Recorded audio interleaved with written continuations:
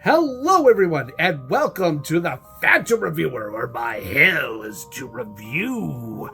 And today we will be talking about something oh so special, oh so notorious, that you have to have X-ray vision to know what it is. And that is a Valentine's Day-ish sort of movie. Kind of delayed a little bit, and I'm apologizing for that. But it doesn't make it any special, or less special I should say, than what the film is. And that film is the little slasher film that could, called X-Ray, also known as Hospital Massacre. X-Ray is what happens when you take My Bloody Valentine, take away what made that film credible, and turn it into a strange horror soap opera with gore and featuring Playboy Playmate of the Year Barbie Benton. It was directed by Bose Davidson, who was known for directing a lot of sleaze, and was produced by Canon Films, which does about the same. So it's basically a match made in hell. Yet today I was not going to do a traditional review format for this film. Instead, I'm just going to tell you in detail what I like about it and what I don't like about it, and if it deserves another examination. But before I do, here's our sponsor for today's video. Are you a fan of anime, gaming, or films of any era? Do you like to flaunt your interest in a fashionable manner? Well, look no further than KidCassidyShop.com or AnimeHedoro on Etsy.com. These shirts are made with nothing but love for the consumer. For example, you have this beautifully printed shirt of Ghost in the Shell character Major Kusanagi that would make any Masamune Shiro fan blush. And if you're a fan of subgenres of anime, you can never go wrong with Bible Black. Come on, you know you want it. Yeah. With many more choices to go by, how can you go wrong? And as a bonus, you use the code GET40 today to get 40% off your purchase. How's that for some love? So yes, definitely give a look at Kid Cassidy or AnimeHedoro at Etsy today. Links are below in this video description. Get your purchases today or leave with your heart broken. Aww. So let's start talking about what the film is about. Barbie Benton plays the voluptuous Susan. He goes into the doctor for a physical, and with that is stalked by a mysterious man pretending to be a surgeon, and the bloodbath ensues. If the mysterious figure can't have Susan, no one can. And that's pretty much the gist of the film. Now let's start off on what I enjoyed about the film, starting from the top. False alarm humor and weird atmosphere. If there's anything this movie does well, is give us a weird feeling of dread and unusual happenings. For one, it does bring up the entertainment of the film by a decent margin. The only thing is that the film starts off seriously, and that starts putting in unintentional or intentional scenes of bizarre happenings. One example is when Barbie Benton is to go up to the 8th floor of the hospital for her exam, and it turns out it's being fumigated, and she has to be told by 3 guys in gas masks when she gets to the floor. I mean, what the hell? Did one of the nurses just forget that this was happening? Was the nurse intending to kill Barbie Benton, or was she just that dense? And with that, we have strangers still, just staring, getting drunk, and harassing other patients with no security, and 3 old ladies that get around asking about their doctor, telling Barbie Benton she's a whore, like they are the 3 fates from Greek mythology. She's so young and lovely. Young and lovely on the outside, maybe. Old and rotten on the inside. Putrid and foul. What a pity. I wonder what ails her. All her bones are decaying, and her organs are all rancid, and her blood is as malignant as slime. Would you just shut up? It's surreal indeed, yet does add a unique feel. Speaking of the 3 old ladies, number 2, the old ladies from the ward. I can't help it. I love these 3 nut jobs. They may not be on film for too long, but when they are, it's great. Dr. Jacobs! Dr. Jacobs! That's not Dr. Jacobs. Why, no, it's a fine young man. Where is Dr. Jacobs? It's, for me, probably one of the better, parts of this film. And is it me, or is one of them played by a man? I think one of them is played by a man. That's not your mother, it's a man, baby! Yeah! Come on! Either way, it just makes these scenes that even more hilarious. Speaking of another hilarious element, Put her in the straps. That ought to make her shut up. number 3, the music that accompanies the killer.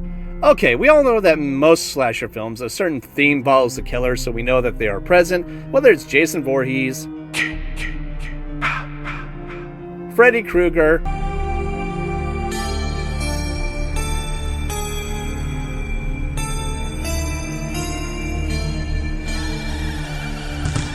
And of course, Michael Myers.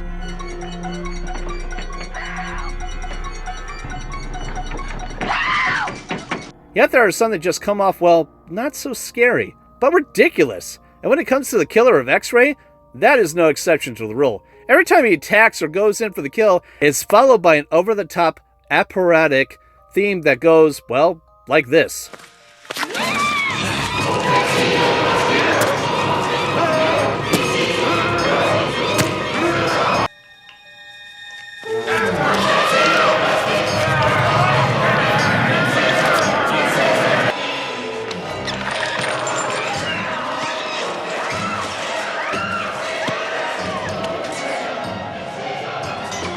So yeah, there is that. Yet it is so random that it brings a smile on my face. So yes, that is something I definitely find amusing in this film. Especially this scene.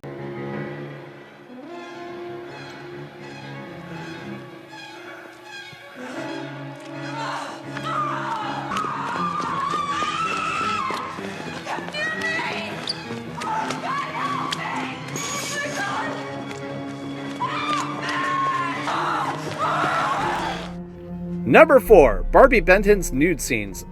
I mean, yeah. I mean, if you're a guy like me, then yeah, you get it. I mean, around this time, Barbie Benton was already a Playboy model for a while, and I guess if you got it, flaunt it? Especially for her exam. I give her a taste of her own medicine. Oh, yeah! You gave her a taste of medicine, all right. Either way, it's a plus, no matter how shallow it may sound. Yet, when you hear why this is, you'll understand why that's really all you have to say about Barbie Benton's character. He has an erection. Yeah. It's all her fault. Hence, we get into what I don't like about this film. Number 1, Barbie Benton as Susan. I don't want to say anything mean about Barbie Benton. I mean, her acting isn't bad per se. It's just the character she plays is not exactly the most likable character either.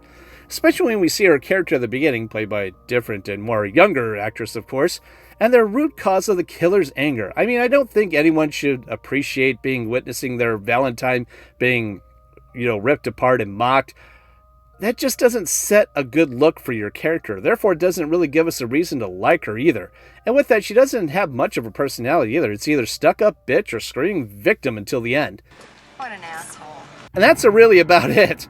So yeah, not much here to say. Next! Won't you just shut up?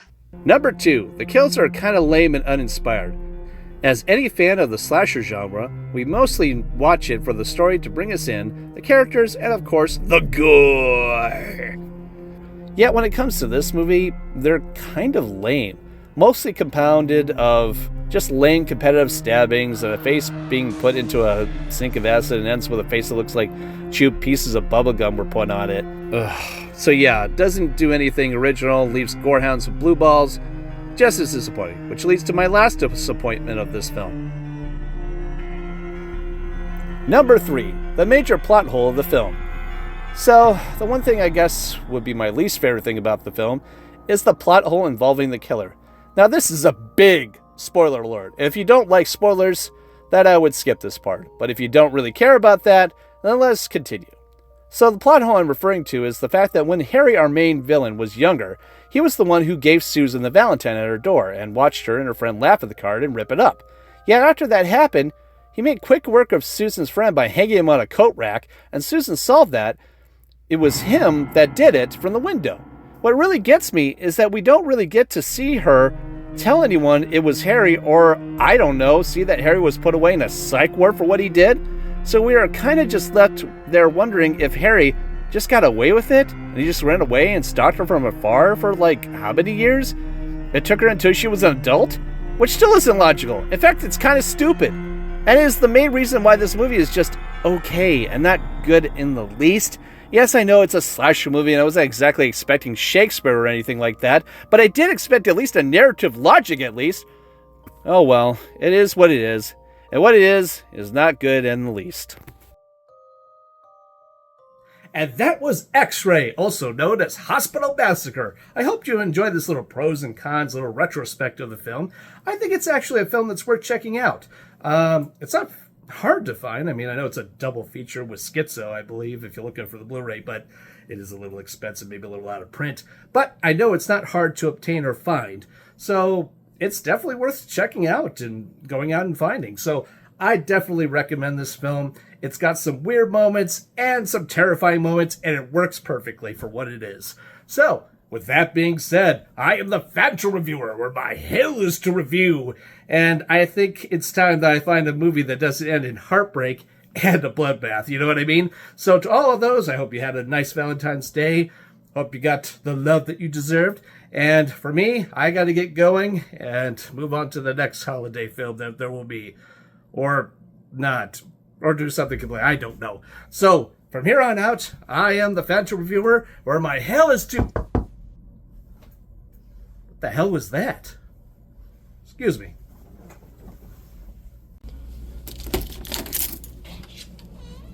What the hell is... A Valentine? Huh. Let's see what this is.